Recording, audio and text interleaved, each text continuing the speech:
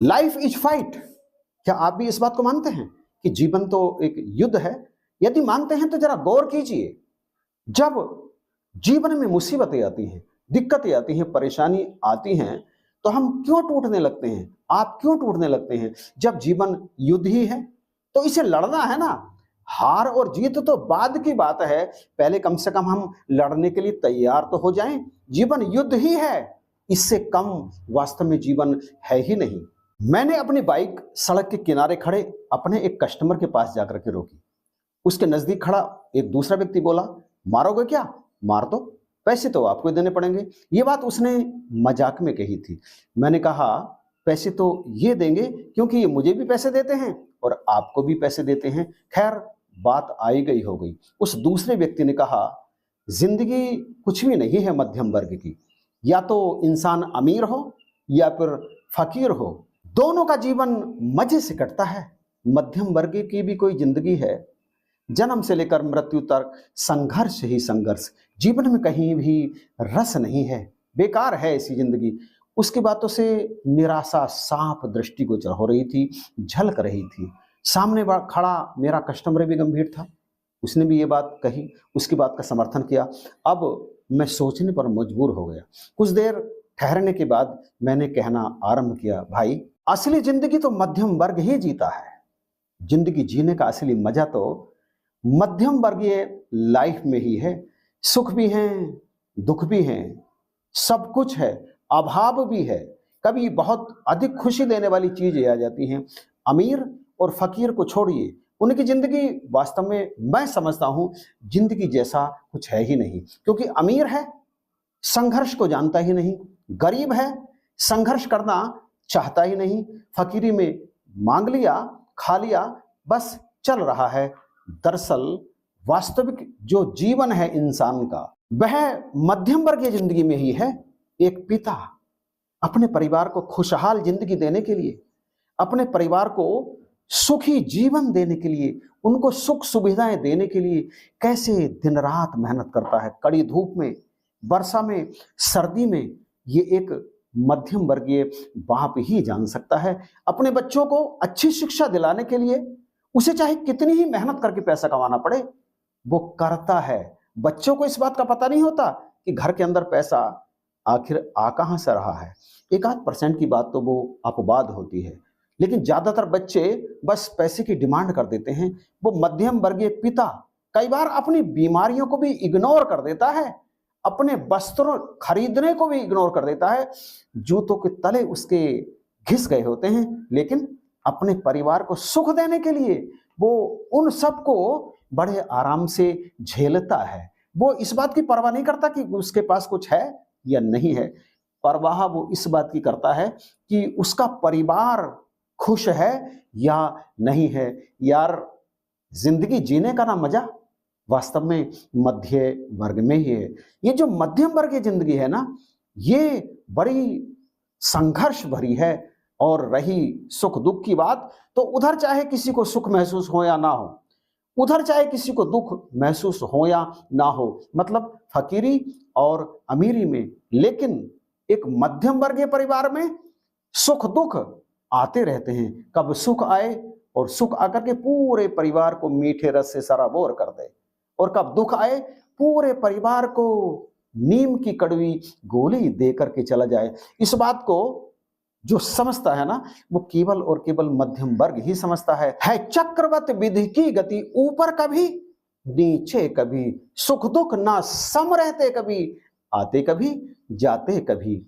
एक मध्यम वर्ग जब इस परिस्थितियों से गुजरता है तो वो समझता है कि दुख सदा नहीं रहते, सुख सदा नहीं रहते। जिसके जीवन में भी अब सुख है ना, वो सावधान हो जाइए, क्योंकि सुख सदा रहेंगे नहीं।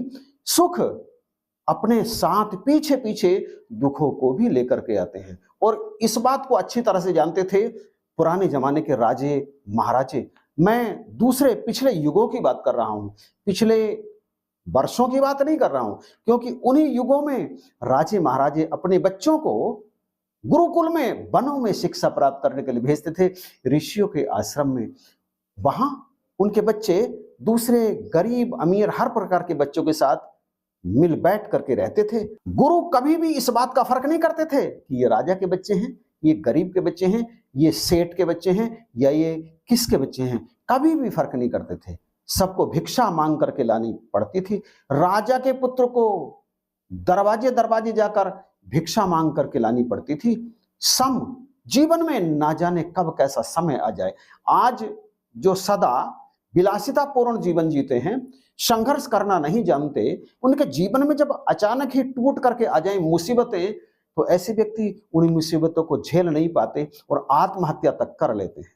ये मध्य वर्ग है, ये मध्यम वर्ग है जो हर प्रकार की परिस्थिति को झेलने के लिए तैयार रहता है। इसे पता है कि मुझे अपना जीवन इसी तरह से व्यतीत करना है, अपने बच्चों को किसी काबिल बनाना है, और इसके लिए वो अपना पूरा जीवन संघर्ष करता रहता है, संघर्ष करता रहता है। आप यदि इस समय संघर्ष कर रहे हैं, आपके जीवन में दुख हैं और दुख ऐसे हैं कि आपको विचलित किए रहते हैं, तो आप परेशान मत होइए। आपके जीवन में इस समय दुख हैं, इसका अर्थ यह है कि सुख आपके जीवन में आने ही वाले हैं। जरा हिम्मत रखिए, क्योंकि ये जो मध्यम वर्ग लाइफ है ना, इसी जीवन को जीने के लिए स्वर्ग के देवता तरसते हैं। वहां दुख नहीं है, सुख है।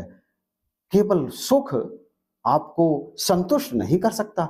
जीवन में दोनों का होना परम आवश्यक है, सुख का भी और दुख का भी। जब सुख ही सुख होगा तो दुख का आनंद क्या होता है पता नहीं चलता, और जब दुख ही दुख होता है तो सुख क्या है इसका पता नहीं चलता। इन दोनों का जीवन में रहना जरूरी है और रहता है। भगवान स्वयं इस बात को आध्यात्मिक रामायण में कहते हैं, सुख मध्य स्थितम दुखम, दुख मध्य स्थितम सुखम। दुख में सुख है, दुख के बीच में सुख है, और सुख के बीच में दुख है। दोनों एक दूसरे से गुथे हुए हैं। कैसे? द्वे मनयोन्य संयुक्तम प्रोच्यतम जल पंक बत। दोनों एक दूसरे से ऐसे गुथे हुए हैं जैसे जल और मिट्टी। जल जब मिट्टी में डाला जाता है तो कीचड़ बन जाता है, पंख बन जाता है। आप उस पंख अर्थात कीचड़ में मिट्टी को और जल को दोनों को देखते हैं, और तीसरी चीज बनती है कीचड़। ठीक इसी तरह से जब जीवन में सुख और दुख दोनों आते हैं तो वो दोनों अपने अपने आनंद को महसूस कराते हैं। लेकिन इस आनंद को महसूस कौन कर सकता है? इस आनंद को महसूस वो कर सकता है जो अपने आप को जानता है, जिसे सेल्फ नॉलेज है। मैं कौन हूं? क्या मैं ये शरीर हूं? क्या मैं ये हाथ हूं? क्या मैं ये नेत्र हूं? मैं कौन हूं?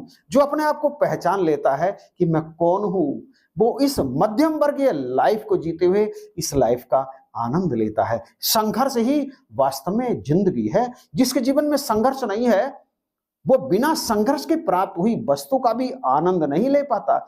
जब बहुत प्यास लगती है ना, तो बहुत प्यास के बाद जब पानी मिलता है तो उस पानी को पीने में जो संतोष अनुभव होता है, प्यास की जो तृप्ति होती है, उसका आनंद अलग ही है। जब आपका पेट भरा हुआ हो तो आपके सामने कितने ही आप खाने के ढेर लगा दो, अच्छी अच्छी वस्तुएं खाने की 36 प्रकार के व्यंजन मिठाइयां सजा करके रख दो, लेकिन पेट में भूख है ही नहीं।